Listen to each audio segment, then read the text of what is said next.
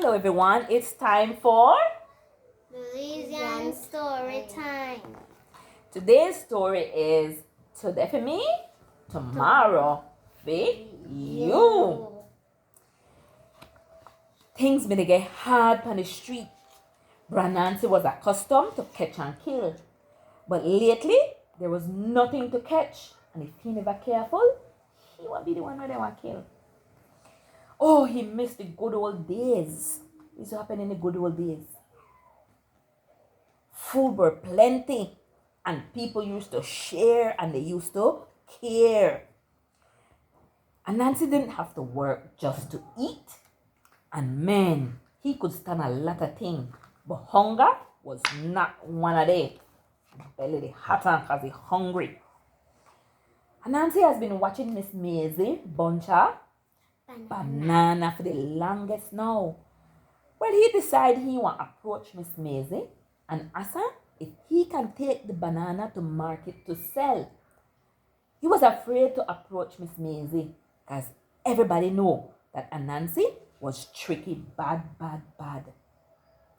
So he was surprised when Miss Maisie agreed to let him take the bunch of banana to market. Miss Maisie knew that if she left the banana there for much longer, it would just go to waste. So kind Miss Maisie thought that she could use the bunch of banana, at least someone else could.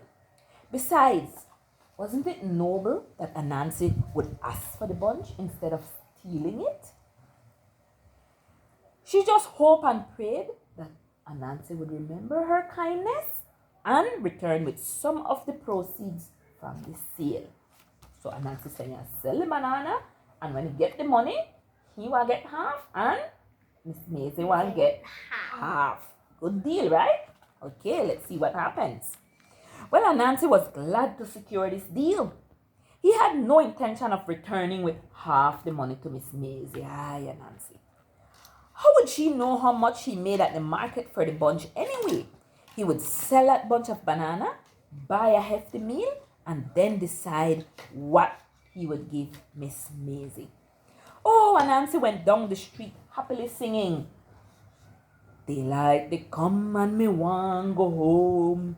Me say daylight they come and me want go home. Bananas for sale. Oh, bananas for sale." No, may I buy? No? Alright. Nancy sold the bananas for a good price at the market. He then went to a restaurant and he bought a big juicy steak, a glass of Mirinda, followed by a delicious piece of potato pong. Yes, this was the life. After stuffing his stomach, he cracked back on a chair and he watched the boat sailing off into the river, into the sea. He pondered on what portion of the money he should give Miss Maisie, and then he decided that Miss Maisie truly never deserved no money. He said, banana tree grow by themselves. After all, Miss Maisie didn't attend to that tree. Like she got water it or anything. Everybody knew banana grew by themselves. Why did he even bother to ask permission?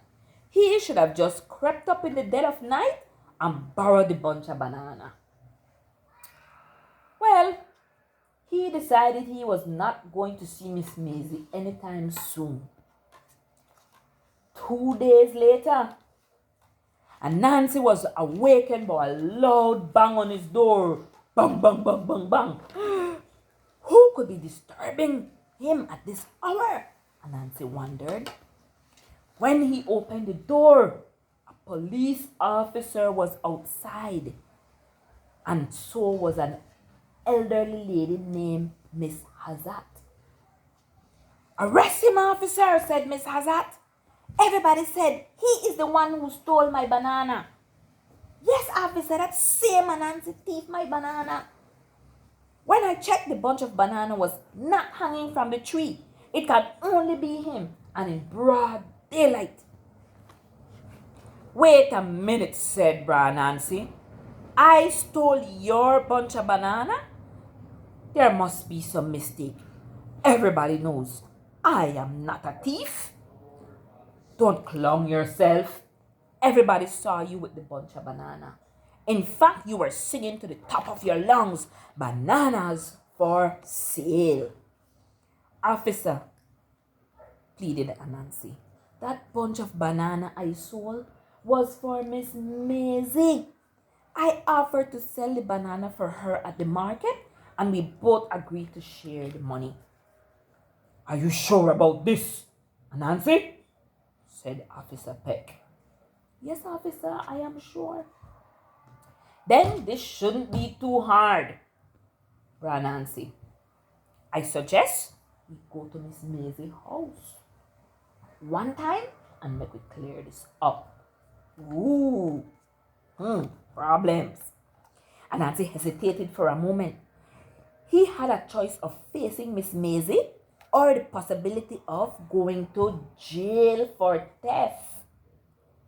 Man, he had to go to Miss Maisie to try and prove his innocence, but he wasn't happy. He had hoped he wouldn't have to see Miss Maisie anytime soon. As he trudged along with the accusing stares of Miss Hazard, he contemplated what he could say to Miss Maisie to soften the situation. He could say that he was robbed of all the money, but who would believe him?